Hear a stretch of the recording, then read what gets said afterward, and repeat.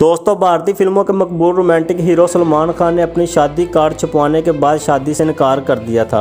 इन्होंने इनकार की वजह मूड ना होना बताई थी। भारतीय फिल्म इंडस्ट्री के मकबूल तरीन कुंवारे अदाकार का एजाज़ रखने वाले सलमान खान के मुतल्लिक ये इंकशाफ इनके इंतहाई करीबी दोस्त साजिद नाडियावाला ने किया है।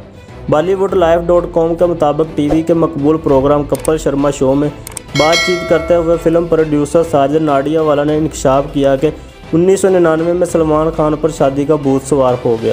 साजिद नाडियावाला ने कहा कि इस वक्त सलमान खान का एक लड़की से ताल्लुक़ था, जबकि मुझे अपने लिए लड़की की तलाश थी।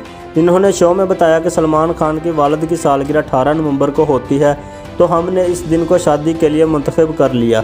साजिद नाडियावाला ने कहा कि इस वक्त तमाम इंतजामात मुकम्मल थे, बल्कि शादी कार्ड तक छप चुके थे, लेकिन फिर अचानक 5-6 दिन कबल शादी से यह कहकर इनकार कर दिया कि मूड नहीं है। कपिल शर्मा शो में इन्होंने बताया कि बाद में मेरी शादी के दौरान स्टेज पर आकर मुझसे भी कहा कि गाड़ी बाहर खड़ी है, इसमें बैठो और भाग जाओ। कपिल शर्मा शो के प्रोड्यूसर भी सलमान खान ही हैं।